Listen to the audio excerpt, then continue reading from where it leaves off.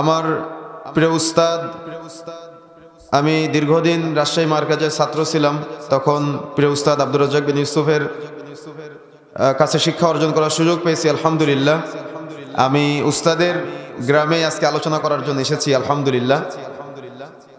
আসলে আমরা দেশের বাইরে যেখানেই যাই না কেন, আপনাদের গ্রামেরই কৃতি সন্তান শেখ আব্দুর রাজ্জাক বিন ইউসুফ, আমরা টেকনাফ থেকে তেঁতুলিয়া যেখানে যাই সেখানেই শুনি শেখ আব্দুর রাজ্জাক বিন ইউসুফের বক্তব্যে আমি সিগারেট ছেড়ে দিয়েছি, শেখ আব্দুর রাজ্জাক বিন ইউসুফের বক্তব্যে আমি শিরিক ছেড়ে দিয়েছি, শেখ আব্দুর রাজ্জাক বিন ইউসুফের বক্তব্যে আমি বিদআত ছেড়ে দিয়েছি, শেখ আব্দুর রাজ্জাক বিন ইউসুফের বক্তব্যে আমি দাড়ি রেখে দিয়েছি। শেখ আব্দুর রাজ্জাক বিন ইউসুফের বক্তব্যে অনেক বোন বলেন যে আমি 100% পর্দা করা শিখেছি। শেখ আব্দুর রাজ্জাক বিন ইউসুফের বক্তব্যে অনেকেই সোনার হরিণ যেটাকে বলে, ব্যাংকের ম্যানেজারের চাকরি পর্যন্ত অনেকেই এই হারাম পোস্ট ছেড়ে দিয়েছে। আপনারা এমন একজন আলেমের এলাকার মানুষ। আমি আমার যতটুকু মনে পড়ে 2020 সালে ইন্ডিয়ার উত্তর 24 পরগনা জেলায় একটা মাহফিলে গিয়েছিলাম। তো সেখানে গিয়ে আব্দুর রাজ্জাক উস্তাদ যে স্টেজে আলোচনা করেছিলেন, যে মাঠে, ওই মাঠেই আমার আলোচনা ছিল। তো আমি সেখানে গিয়ে শুনলাম যে এখানে আব্দুর রাজ্জাক বিন ইউসুফ এক সময় মাহফিলে এসেছিলেন, তো উনি শিরকের উপরে বক্তব্য দিয়েছিলেন।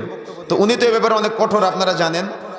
তো তামার বালা, অস্ত্রধাতুর আংটি, তারপরে তাবিজ, এগুলা সম্পর্কে উনি বক্তব্য দিয়েছিলেন। আর মানুষের মাঝে এমন প্রভাব পড়েছিল যে পরের দিন সকালে যখন মাহফিলের আয়োজক কমিটি প্যান্ডেলগুলা খুলতে যায় বা পাটি উঠাতে যায়, তখন দেখে যে ওই মাঠে তামার বালা, অস্ত্রধাতুর আংটি, তাবিজ এগুলো পড়ে আছে।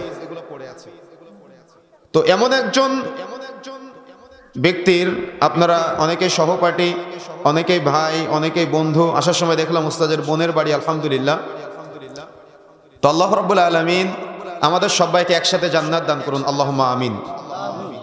আর আপনাদের গ্রামের আর একজন কৃতি সন্তান শেখ আব্দুর রাজ্জাক বিন ইউসুফ উস্তাদের ছেলে শেখ আব্দুল্লাহ বিন আব্দুর রাজ্জাক, যার কথা না বললেই নয়।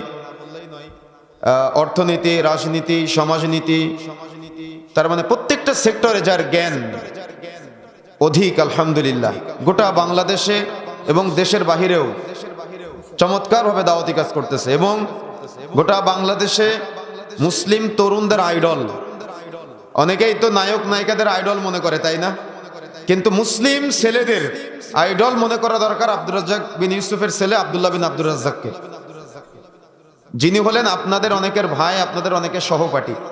তো আলহামদুলিল্লাহ,